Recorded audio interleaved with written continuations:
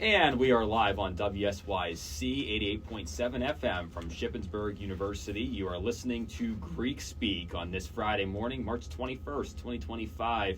I'm back in the studio this week. It's been a bit for me. I had a couple absences and then spring break, of course, so been a few weeks, but glad to be back here on the show. I'm Luke Rainey, your host, alongside Andrew Mercier, and we've added Luke Hillegass into the permanent rotation for show hosting this, so we have a three-person hosting rotation going on right now. But this week we are very proud to be joined with one of our very finest guests I think we've ever had, Brittany Nye. So Brittany, you are involved in the Phi Sigma Sigma sorority as their president, I believe. So why don't you just introduce yourself and explain to everybody your background? I am a senior early childhood education major with a reading minor. And I am graduating in the fall semester. All right, sounds good. Awesome. So tell us about how did you come to Shippensburg? And I always ask the introductory question of how did you get involved in Greek life in the first place? So I came to Shippensburg because my mom was an alumni here, so I wanted to check out the campus a little bit. And the education program here is a very good program, so I ended up falling in love with it because of G Blues that's on campus. And getting involved in Greek life was never really on my radar at first. I kind of just fell in love with it as soon as I was getting these text messages about, join Greek life, and then I met some of the organizations at SIS Fair. So that's how I kind of really got into Greek life.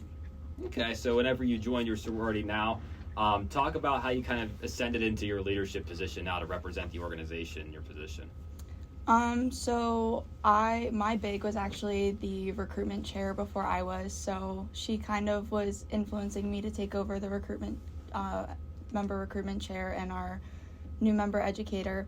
So I ended up just wanting to get myself more involved in my organization and end up taking over the role that my big had and want to just kind of bring it to what it can be. And I must correct the record, actually. I think I said earlier you were the president, and I was mistaken about that title. So you mentioned you're involved in recruitment. Is that correct? So you just said that. Yeah, but the president, actually, so talk about who is the president right now at Phi Sigma? Our president is Jenna Carberry. Jenna Carberry. Okay, great. Yeah, because I don't know where I got that in my head, so kind of messed that one up for you. But it gave you a weird introduction there for sure. But nonetheless, Brittany, what else are you involved with on campus? So beyond Phi Sig, what else do you do? I have a part-time job outside of campus. I'm also involved in KDP, which is the honors fraternity for the education department. And I am also involved in Phi Sigma Pi, which is the honors fraternity on campus. And I'm currently looking into Order of Omega, that's the Greek Life Honor Society. Three Greek organizations, and you're pursuing a fourth. That's pretty impressive, and obviously all of those differ as far as what exactly they're about. Of course, Phi Sig being social sorority, and then of course you mentioned KDP for educational honors, and then PSP, of course, that is our honors fraternity here on campus. So talk about, I guess one of the things you're going to learn, obviously, being in early childhood education and being in three different organizations like that, is the problems you deal with, the way you have to manage people, the way those relationships kind of work across all three of those organizations has to be completely different. So how do you kind of see your role, maybe as I guess the best way to think of it is as almost as a liaison for different Greek organizations at large, and also someone who can bring in different areas of knowledge to help out organizations in one way or another, just because, again, you're involved in, for example, if you're involved in Phi Sig and you have some insights from Phi Sig that can perhaps help out PSP, like, have you ever had those types of situations? Yeah, so it's really getting to just know your crowd and the people that are in each organization and adapting to who is in that organization. But there are definitely times where we do stuff in Phi Sig that I can offer to either PSP or any other of the organizations and bring in suggestions for like fundraisers or just different activities that we do, or just how we normally run certain events as we go, just to give them more insight about different things. Right. Yeah, I mean, that's something that I think, again, even if you're beyond other Greek organizations, it's also like for me sitting here being involved in student media, like the amount of times that there's things that are applied in multiple directions is things I can't even count on my hand. I mean, I talk about all the time, like managing the social media for Kappa Sigma. That's my concentration. That's my major here in campus. Like those things very much overlap with one another. Kind of applying those skills in a Greek life context has been really enjoyable. But I got to ask you because obviously I know, sitting here with Andrew, sitting here with Luke, I know these are kind of their fortes, so to speak, within the fraternity. But coming up is perhaps this is one of the most exciting times of the year, I think, for Greek life because it is the month of April. Of course, we have a semester full of recruitment and that type of thing, a semester full of new members coming into an organization, eventually becoming brothers, or our case, sisters in your case. And then down the road, obviously, in the second week of April, it is Greek Week. So talk about what Greek Week is looking like for you guys. How's that shaping out? So we are super excited for Greek Week. That is always the best time of year that we tell everyone, even our new members that join. We are actually really excited for lip sync this year. We already actually started practices. I think it definitely was this week because we just came back from break. But we started on Monday with practices and have practices 3 days a week because we want to go out and try our best with lip sync and hopefully win. But we're going to get really excited, and we're just excited to see what different events they have planned for us this year, because I know most of the times they have like basketball or different sports or cornhole, but we're just excited to see what different events they have or what scavenger hunts they might have for this semester. And correct me if I'm wrong, but the theme is something akin to like Greek gods and goddesses. So what is your goddess or god, I guess? I forget the actual name, but we're the House of Beauty. And I believe we're the House of Beauty with PSK. I mean, obviously we're separated, but we're together in the House of Beauty, so we'll both be having like lip sync dances around that concept of beauty. Who's responsible for coordinating your dance? We have two people. We have our Greek Week chair, Ashlyn Gill, and then Amy Webster is the choreographer, but we all kind of have a little inspiration of input of what we might like in a dance and what we might not like, so we definitely have a lot of different people in the making of it, but we all come together, and final decision usually is Amy that makes what gets in the dance and what doesn't.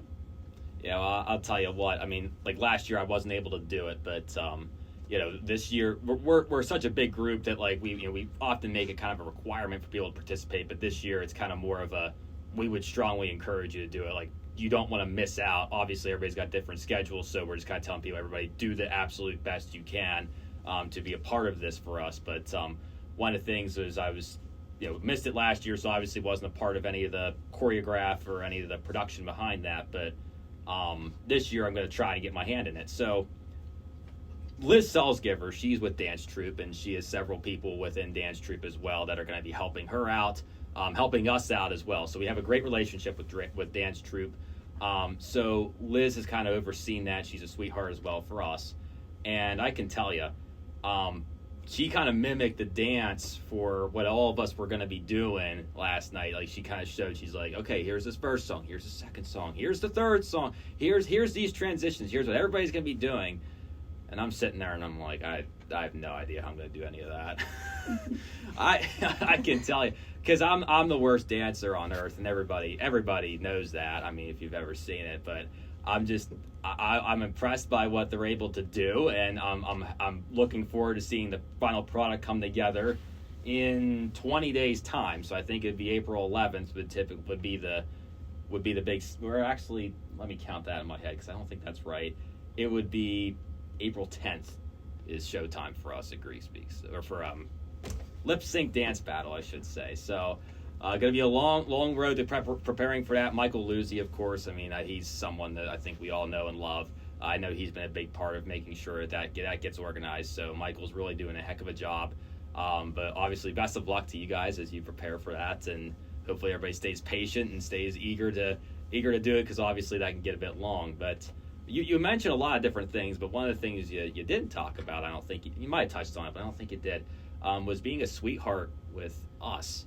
So last semester you came in and you really, in my opinion, you outshined yourself. You really did a lot for our organization within the fall, and we've been happy to have you. So talk about the process of running for Sweetheart. Obviously, I imagine this has a little bit to do with your fiance, Mike Castle. So let's discuss that. Yeah, so it kind of influenced me because he is in the fraternity with you guys, but because I felt like it kind of would have been a little bit weird to run for another Sweetie, but that's not the reason why I also chose to run for Kappa Sig Sweetie. Genuinely, I just knew a lot of the guys before even running for their Sweetie, and a lot of the guys are really nice and just great to be around and funny and make me always laugh whenever I see them and just make me every time laugh when I'm around them. So genuinely, it just was a great group of guys that I wanted to show more support for. And as running, I made sure I picked a semester that I definitely had the time to give to them, because for instance, if I would have chose this semester to run, there was no way I would have had time to do it. So definitely, like, if someone out there wants to run for Sweetie of any fraternity, definitely pick a semester where you know you have the most time, that you can give the most effort to that frat to run for their Sweetie. Because it can be a time commitment, but you just also have to make sure that you have the best time management out there, so that way you can still focus on your academics or anything else you're focused on while running for a Sweetie. Right, that's something that, yeah, I think you said it best, like going into it and like actually making sure you have time, because every semester is different. But like, I can tell you this semester for me, like I have work part-time in Harrisburg this semester, and it's a mess. I mean, trying to get my life straight each week, it's definitely a battle. We're 8 weeks into that battle and we haven't collapsed yet, so we're winning it right now. But what all do you have going on this semester then, I guess? So I am student teaching in the fall, so I will still be here on campus, but I will only be here for like one class a night, because other than that I'll be around in my other school districts wherever I'm placed at. We didn't get those yet, but it's just a lot of different. I have 5 classes still as a senior, with all my like higher classes, 400 level classes, and special ed and regular ed. So it's just a lot of trying to figure out what I need to get done before graduation and this summer, because they have deadlines for us that we need to complete, different clearances and everything like that in order for us to student teach. So it's just a lot to get done in a short little amount of time. That's something, yeah. I mean, I can't imagine kind of like the processes and the hoops you got to jump through in order to do that. But that's an experience that is almost required of anyone who's going into the education field to do. So luckily, at least you have yourself, like, you're getting yourself in that direction to get everything ready for it, because my goodness. And this is not the first time we've had someone in education on this show before. So like, I can tell you, my dad, he is an educator. I obviously was like awfully familiar with like the ways that the education system works just by being in that type of family environment. But of course we have Michael Luzzi come on, Aubrey Myers come on, and like they shared their stories. And like the one thing like I always emphasize in those discussions is the impact that you have now, I think, is so significant, because one of the things that like I'll give a shout out to, we have a mutual friend, Brooke Stover, right? So Brooke Stover, she's talked to me about this before, but she's in criminal justice, of course, just like Mike is. And she explained that she knows that there's 3 different institutions in your life that kind of set you up for being a well-rounded person. You have school, you have family, and then some other third connection. Whatever that is, who knows what that is. That varies for each person. That can be a church, that can be some sort of significant extracurricular activity like a sport, football, baseball, you name it. But these days, that's becoming very much a social media online thing. So as a result of that, and as a result of, unfortunately, some struggles within family units and struggles within family support systems, the one institution that's remaining a constant is school. And you're seeing them for 1/3 of their day, 8 hours a day, 5 days a week or so, but that's only for half of the year. And your role as an educator becomes so much more profound as a result of that. So, I mean, how do you assess that going in? I mean, how have you prepared for that, I guess, in your 3+ years of schooling here, to go in and practice that in student teaching? Again, for early childhood education, probably one of the toughest areas to be involved in. Yeah, it's definitely a lot going into it. I am definitely really nervous for regular ed and even special ed a little more. But I would just for me, for my philosophy as a teacher, is what we talk about a lot, would definitely have to be just making sure that you're providing that second home for them, because some of these kids come from a really rough home life, and making sure that home is or the school is their safe environment and able to just open up and share their feelings and come to me and make sure that they know that it's a safe space to come to and talk about. Right. I mean, it's an impressive feat to be able to do. But I am glad there was a lot of demand for people to be able to go into in that profession right now. I mean, education is one of the largest programs we have here at SHIP, and we're a very reputable school for that. So it's not a surprise we've had so many guests that are majoring in education coming onto the show, and early childhood ed seems to be a popular one too. So of course, wish you the best of luck on that. But we're going to transition out, so we're going to swap in Luke Hillegass here soon. So I imagine Luke's going to have a lot of Greek life-oriented questions. Obviously, he's an executive leadership at Kappa Sigma, responsible for things at IFC. So Luke does a lot with the Greek community, so looking forward to hearing what he has to say. But thank you for talking to me, Brittany, and we'll be back in just a moment. All right. So you said that you hold the position of recruitment. Is that on the e-board for Phi Sig, or is it just a position? No, that's the e-board year-round. Okay, so it is on e-board, and obviously you have to be elected to be in that position. So talk a little bit about how that process was. I know you said it was your big who influenced you. Talk a little bit about how you came to, I know you touched on it, but how you came to, want it, and then how that process was of going through, giving a speech, getting elected, and then some things that you've tried to implement within that position since. Yeah, so like I said before, my big was one of the member recruitment chairs. So it was definitely a family line position, because a lot of people in my family line ended up having this position. So I just wanted to keep the family line tradition going, but also I just liked the concept of what she had to do. I get to plan the theme that we choose for recruitment and what we get to do for each round of recruitment. And this year we actually went back to fully formally structured recruitment, which hasn't happened for 2 years. And it was definitely a lot at first, but it was definitely fun to go back to, and definitely nice to see all the girls coming through recruitment. That way we got to meet every single one of them and invite them back each round every day. It was definitely exhausting the first day, going from 4 to 10 p.m. So that was definitely a long day, but other than that, we definitely had a fun time going throughout it, and it's definitely a fun position, but it's a lot. You definitely have to be a really organized person and make sure you get all your deadlines done by when they need to get done by. Sometimes you're really last minute on the deadlines because you kind of forget about everything you have to do. But being being recruitment chair has definitely been my best time here, and this is actually my second year doing it. And this will be my last semester doing it, just because of student teaching next year. It would be too much to do all of that. Yeah, I know we talked about it when we had Lindsay Four on the show, but just the difference between sorority and fraternity recruitment is just crazy to me. Obviously, it's a lot of work for us as well, but it's all crammed into one weekend for you guys, right? And it's what time? It starts at in the morning, and then how long does it go for? So on Friday, they did it different every time, but this year we did it Friday, Saturday, Sunday. Friday we started at 3 p.m. because we could set up at 3 o'clock in the afternoon, and we didn't get out of the Cub until 11:30, almost midnight. And I had to stay later just due to how we have to run our recruitment process, but we ended up staying for a lot longer. My president, Jenna Carberry, and I had to stay until midnight that night. And then on Saturday, we had to wake up at 8 o'clock in the morning, get to the Cub by 9:30, and be ready to go until it was a shorter day. It was 9:30 to 4.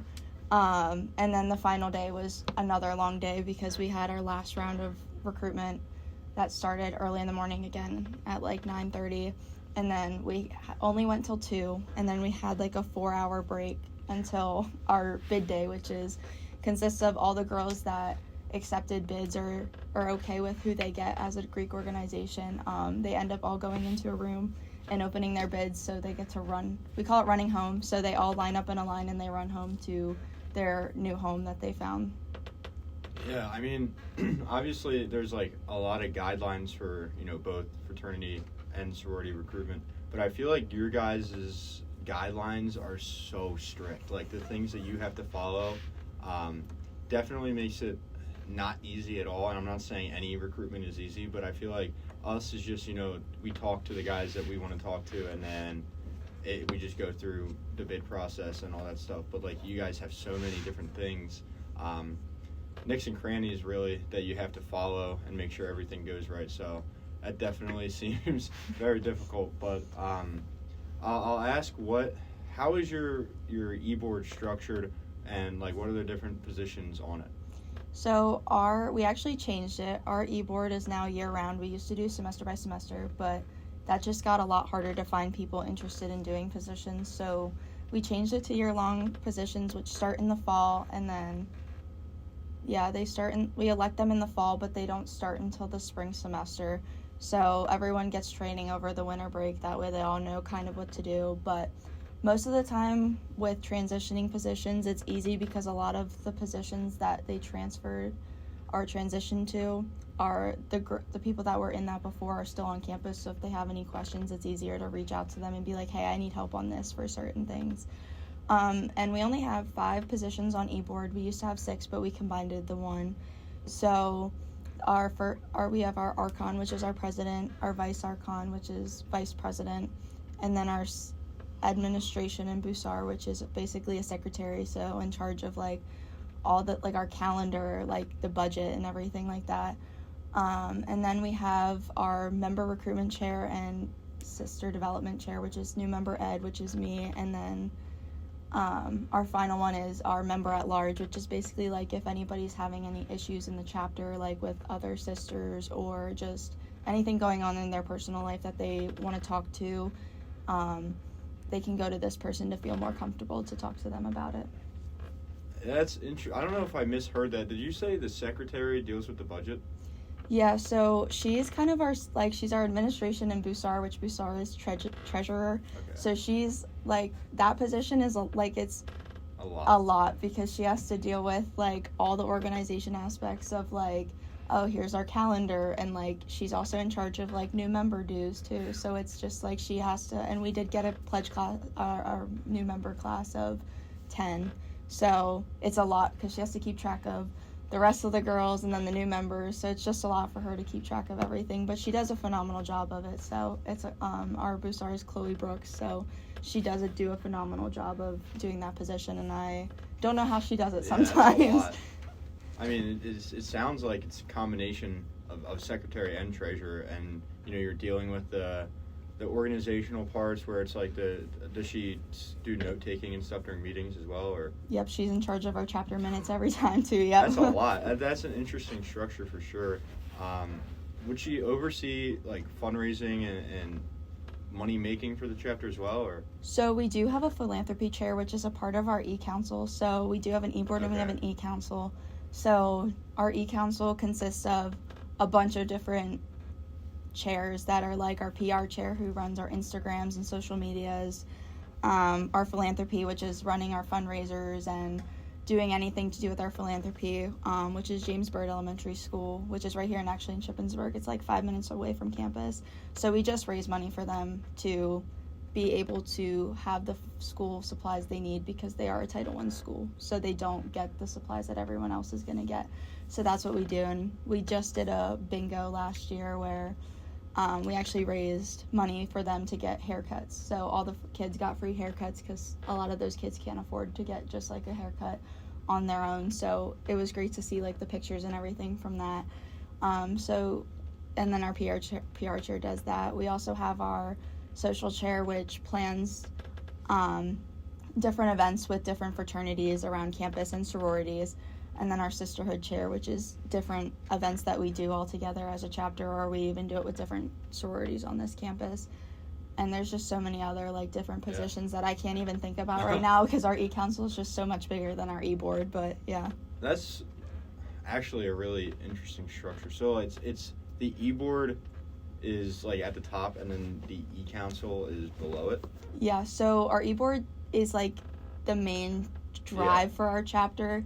So they deal with a lot of, like, the bigger, either, like, things that have to get done or, like, for instance, planning bingo. Like, that is, like, since we're getting in the process of actually planning our next bingo, they're actually in charge of making sure, like, everything's kind of put together with sponsorships and everything like that. So they take on the bigger roles while, like, e-council takes on a little bit of, like, the smaller roles, but they still are bigger roles inside the e-council too. So are there any chairs that aren't on e-board or e-council, or everything falls into e-council if it's not e-board position? Yeah, so if it's not an e-board position, everything else falls into e-council. And if anybody, like, just doesn't have a position on either e-board or e-council, we actually have committees set up, so the position holders aren't doing it all by themselves. So they actually have the support from other people that might not be taking a bigger position or an e-council position. So they're just put on a committee to help anytime that they need it.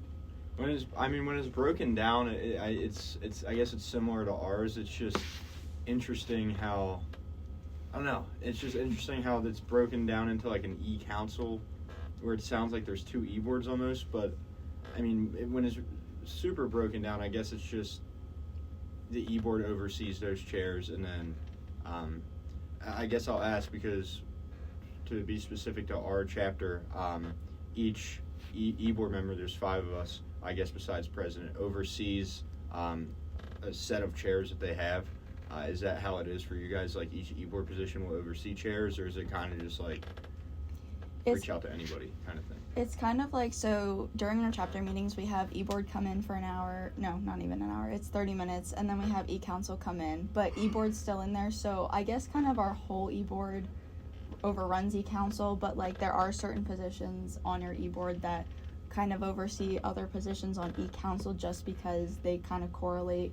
So, like, for example, with our social chair, like, that kind of has to correspond with our vice president, so that way, like, everything kind of makes sure it's doing okay. But other than that, I would kind of say that e-board's just kind of in charge of everybody on e-council, which is still a lot for e-board too. So yeah, that sounds like a whole lot. But to switch topics here, because I will get so drug out on leadership for some reason every single time I'm on here. But I know you mentioned your bingo. If you want to talk about, you know, some of the fundraisers and stuff that you guys do, and it sounds like that's a bigger one. If you want to touch on that a little bit. Yeah, so this is actually our second annual one. Phi Sig used to do a Phi Sig 5K, but we realized that doesn't really work for this campus environment, because the 5Ks usually are more successful with a Phi Sig campus that's on, like, a D1 campus, so like Penn State Phi Sig would work for that. So we had to adapt our different fundraisers to be able to adapt to our campus environment. So we ended up last year doing our first annual bingo. It was a success. We raised like $3,500 for James Byrd. Hopefully this year we get to raise more for them, for our philanthropy. But we are doing a bingo again on April 13th to raise money for them again, and just raise whatever they need for their school supplies, or just whatever the school might need. We always just ask the school principal, like, what's the high demand that they need for right now. So we definitely just do whatever they need and hopefully raise the money that they need for that. Yeah, it's I've been seeing the bingo stuff a lot. It definitely looks interesting. So how do I want to phrase this? What do you guys do, like, small on-campus fundraisers too, if you want to touch on that, or is it mainly just, like, I don't know, is this one pretty successful for you guys, or was it last year, since this is the second one? Yeah, it was pretty successful last year, so that's why we decided to stick with it, because if it didn't do very well, we weren't going to do it again. Yeah. So it went pretty well for us. This year we're definitely getting a lot more prepared with, like, sending out everything a lot sooner than what we did last year. And we even got it out before spring break, so that way all of us could go home to our different hometowns and get sponsorships from back home. But I would definitely say we also do some fundraisers. Like, we try and do a lot of different ones, but sometimes it's like all of our schedules don't align well to do them all. So we try to do as many little ones, like we'll table in the Cub, like, and it could be something as small as like a sticker sale or something like that. And I know we want to try and do other fundraisers with different fraternities or sororities on campus, just so that way we can kind of build that Greek community throughout campus. So we definitely want to start doing more with different organizations. So we're definitely going to be looking into that for the rest of this semester and into next semester.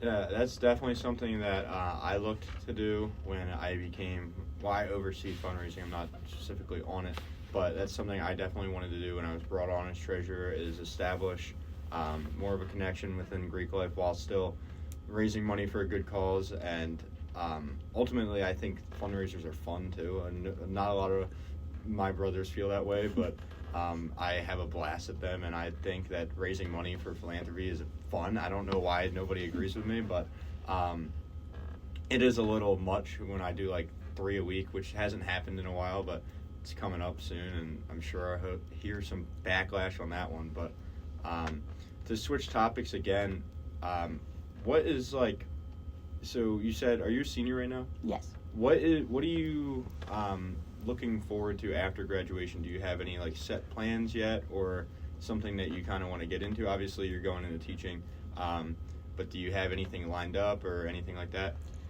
So I don't have anything lined up yet. I'm hoping when I do my student teaching that I actually find a job or get offered a job while I'm student teaching. So I guess after graduation it would definitely be trying to find a job in a school district anywhere. I mean, I don't really want to go back home. I live near Hershey, but I don't really want to go back home. I really like the area, so I'd like to go back here. But after college too, I have to plan a wedding too. So yeah, just a lot of different things before everything after graduation.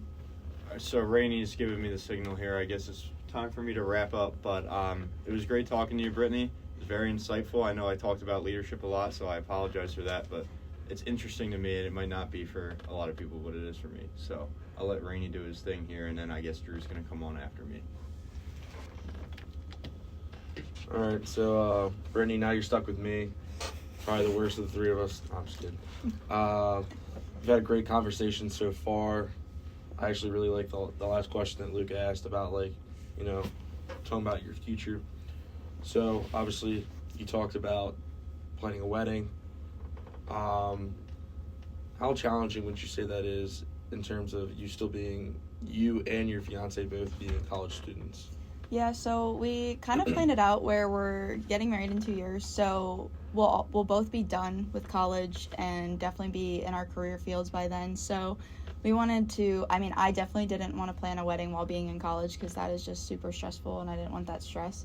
So we definitely planned it out that way, but there's definitely some things this summer we have to get done, but other than that, there's really no stress right now because it is 2 years away, so it's more of the 2026 year that it's going to be definitely a little bit more of a challenge to figure everything out.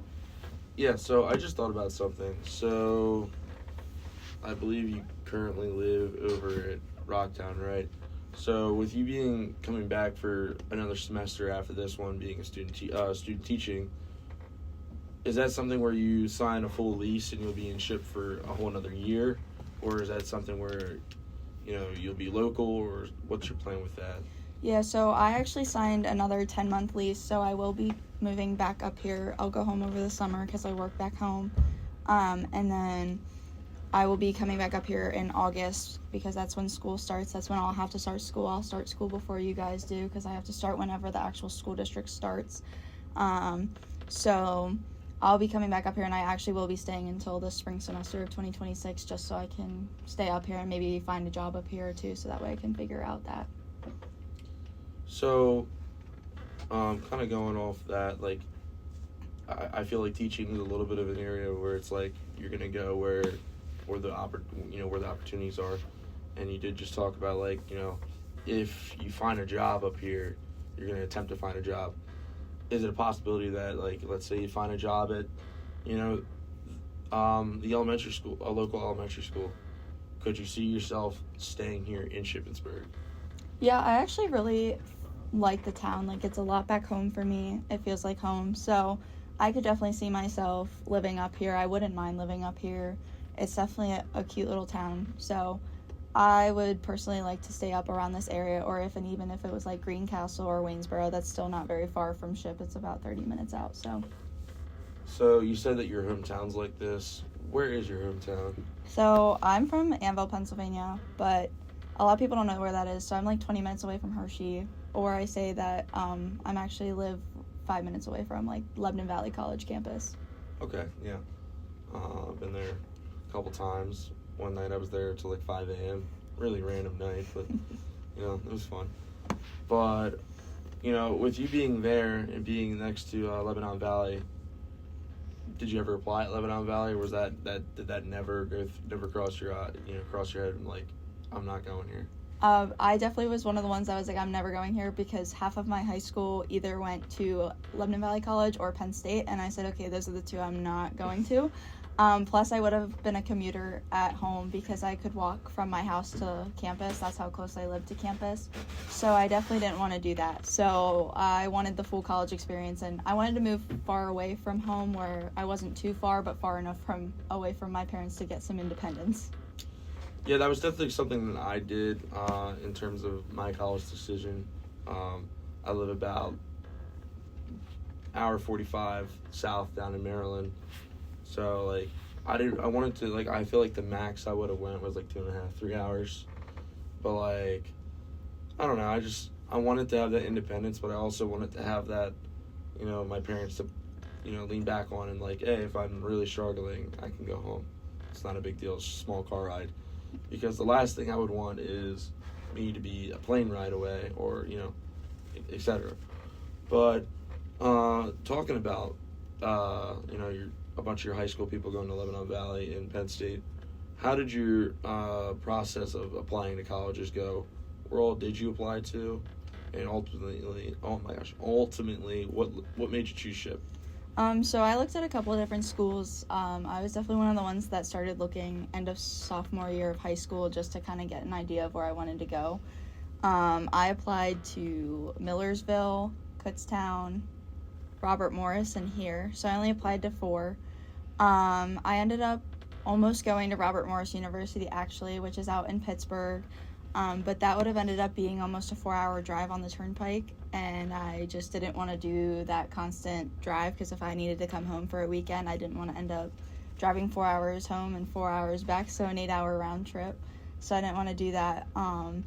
But I think ultimately what made me choose SHIP is my mom made me check it out, because she's actually an alumni of here.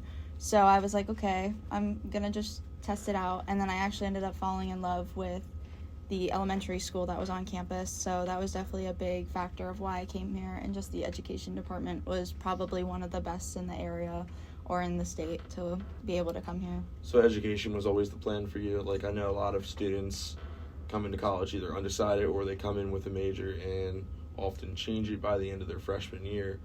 Or, I mean, in some cases decide to have 2 majors like Mr. Luke Rainey back here, but applause to him for that. But it seems like education was always the plan. Is that something that you kind of always wanted to do as a kid? Yeah, ever since I was like in 3rd grade, because my 3rd grade teacher actually made me really fall in love with teaching. I always knew from then I wanted to be a teacher. And I always say right now, I'm like, if teaching falls through, I literally have no idea what I'm going to do with my life. You could go work with Mike Castle. Go work outside.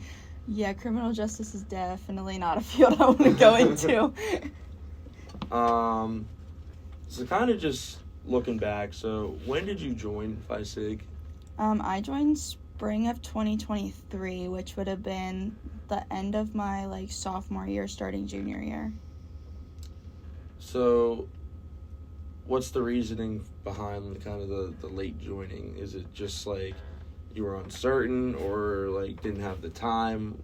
How exactly did that happen? So at first I didn't have the time because I used to be on the track team here, but due to physical reasons I could no longer participate. So that dropping a sport on campus definitely was a lot of time taken off of my plate, because just being an athlete on here, I commend to anybody that's an athlete, definitely is a lot of work on this campus and definitely takes up their time. But I also just never really wanted to be a sorority person. I was just like, I'm never going to be a sorority girl. I'm never going to do that. That's not me. And then I think it was after formal recruitment that year, someone reached out to me and was like, hey, do you want to go on like a coffee date or get lunch or something like that? And I was like, okay, I'll just give them like a shot. And then I ended up falling in love with like the idea of joining Greek. So I got a different couple coffee dates from different chapters and fell in love with Phi Sig during those different meetings. So just because all the girls were super sweet and super nice and everything. Yeah, I mean, it kind of goes back to what Luke was talking about, like how it's a completely different process. Like you mentioned the coffee dates and the lunches, whereas with us, it's more so, hey, we're having a basketball rush event, or hey, we're watching basketball, come hang out, or something like that. And it's a lot more like less structured for us, but you guys are absolutely killing it. I mean, 10 new girls is really, really impressive, but there's the elephant in the room. I've heard that you guys have a large graduating class, correct?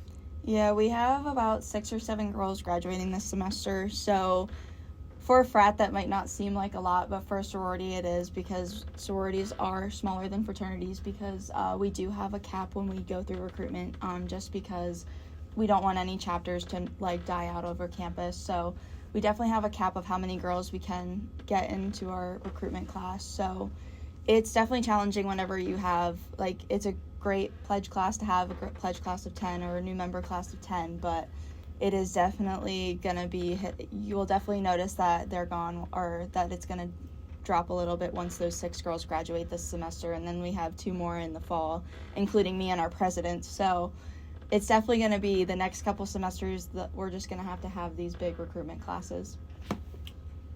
So you just mentioned Jenna graduating in the fall. How does that necessarily work in a sense of, like, is she going to graduate and, well, that's going to be a weird transition process, because you said that usually the new president doesn't start until the spring. They're kind of going to have to figure it out. And, sometimes, it's kind of a sink or swim. You're either going to swim or you're going to sink. And, I mean, do you have any idea of, like, anyone who possibly could step up that could be, a great president in your organization? Yeah, there's definitely some girls, and I honestly see some new girls in our, like, new member class that I could see being our president. I know a lot of them get nervous, though, because they're joining this organization, and they're like, oh, I don't know if I'm ready for any board position or anything like that. But it's really not, like, it can be a lot at times, but it's very rewarding in the end, because you learn a lot of different leadership skills and different just skills in general, that you know how to interact with people as it goes on. But I definitely feel like whenever we transition for our next e-board, I feel that, like, even though Jenna is graduating, I feel she will prepare the next person for president to be very well set, and that way if the new president even has questions, then Jenna will be there for them. Yeah. So we're going to take a brief break. When we come back, we're going to switch the format. You're going to be the one asking us questions. So we're kind of putting you on the hot seat a little bit. But again, you're listening to WSYC, Greek Speak on WSYC 88.7 FM from Shippensburg, Pennsylvania.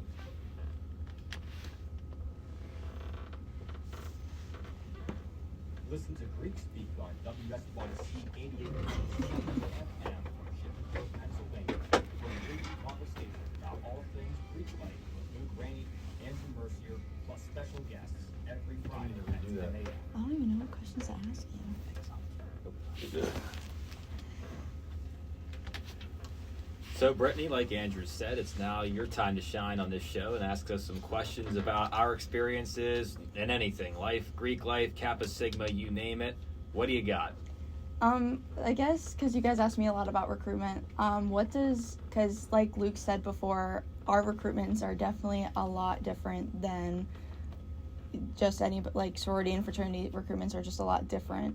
So what does recruitment look like for you guys in a week, or even before then? What does that look like for you? Yeah, so I guess the best answer is recruitment, as Andrew always says, rush week never stops for us. So recruitment kind of, I'd say it starts in many cases, sometimes months before rush week, where we meet somebody, it's a friend of a friend, somebody who just starts hanging out with us and starts knowing the brothers and whatnot, and we really like the person. We just keep kind of telling them, like, hey, like, have you thought about joining our organization? Maybe that's something you should consider moving forward into the upcoming semester.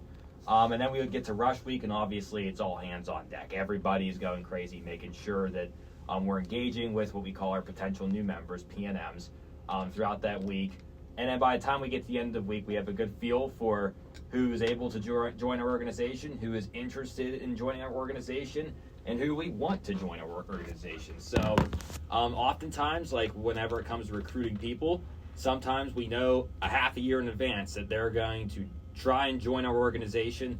Sometimes we know a day or two before the deadline that they're going to try and join our organization. So we always do something. It's always different for each person. Everyone has their own story. For me, I had a winter break to think about it and knew I wanted to do it, and luckily they gave me a chance to join. So again, it's different for each person, but for us it's definitely a lot more of an informal thing. But once we get to rush week, then it all heightens up.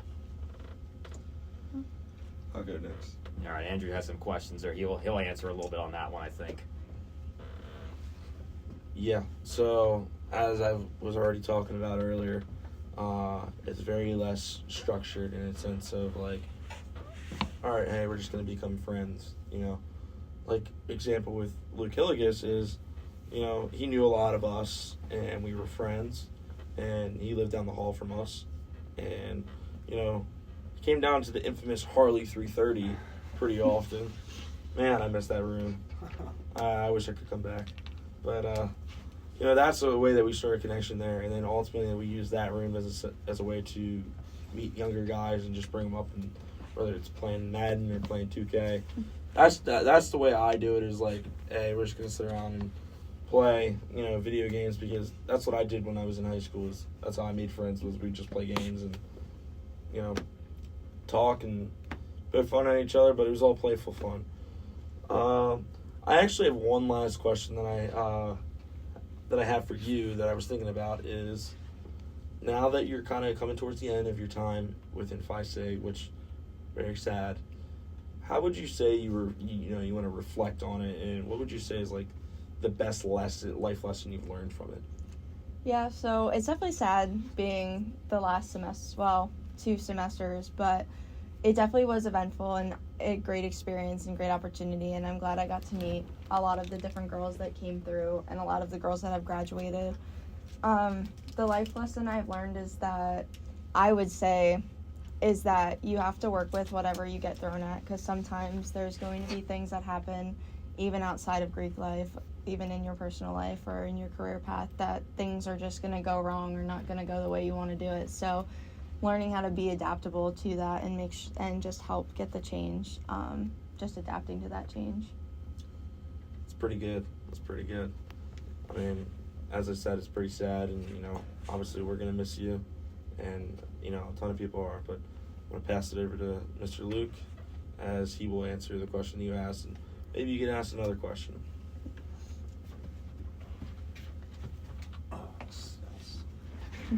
So, I know we talked about when we were talking about, like, exec positions and leadership and all that stuff, and I know you mentioned you guys have, like, 5 exec positions or 6, including your president. I would say is, what does that look like for you guys, since you are a bigger chapter than, you're just a bigger chapter, so what does that look like for you guys? Yeah, so it's 5, including the president.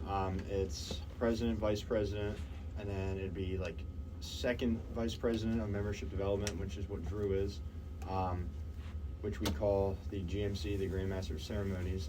Then there's the scribe, and then the treasurer, which is what I am. And then, like I touched on briefly earlier, all of those positions oversee, you know, a set of chairs. The president works on, you know, managing the chapter, the flow of the chapter, managing the executive board, and kind of just a day-to-day operation. It's a lot of delegation because we are so large, and you know, Hindi does a great job with it, with finding out, you know, picking guys to step in certain spots, because it's just not possible for one guy, and he does have a lot on his plate. So I feel like the biggest thing is delegating to the other e-board members, you know, kind of when you have to step outside of what you would normally do as your position. You know, like I find myself a lot of the time not even dealing with money, because Hindi needs me to step up in other areas, and I'm more than willing to do so. So, yeah, like I said, I feel like the biggest part with such a big chapter is delegating and finding out, what guys you need in certain spots, because it's hard to do, with just a president or vice president with these day-to-day operations. So you got to get guys to step out of their normal realm of operation.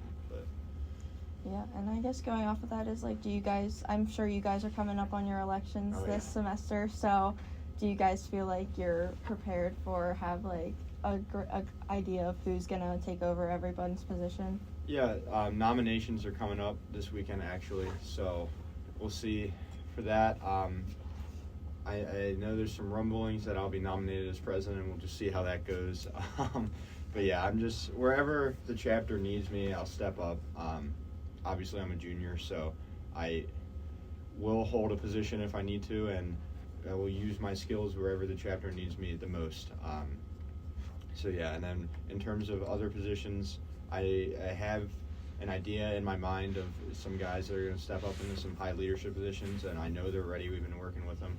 So we'll just see how that goes. But I think we're very prepared at this point, because we've had, I've had a year on e-board and kind of see how things go. And I've had my time on IFC as well to see how other chapters operate. So I can, whether the chapter wants me at president or not, I feel like I have enough knowledge to help whoever the president and vice president is run the daily operation of the chapter. So wherever I am, I will do my best to help, and I know that whoever does win these high up positions are more than ready. So yeah. We're wrapping up. Anything else, Brittany? No, I think that's all the questions that I have. Okay, good deal. Well, thank you so much for taking the time to talk to us this morning. Again, Brittany Nye with Phi Sig, not the president of Phi Sig, as we had to clarify. But regardless, Brittany, appreciate the hour as always. You've been an amazing person to be around, and we're glad to have you as part of our organization as a sweetheart, and I'm sure to all the other Greek organizations and everything else you're involved with would say much of the same thing for you. So keep at it, keep doing what you're doing, and again, very proud to have a friendship with you. So with that said, we're going to sign off for this week. We thank all of you for listening as always, and until next week, we will see you all later.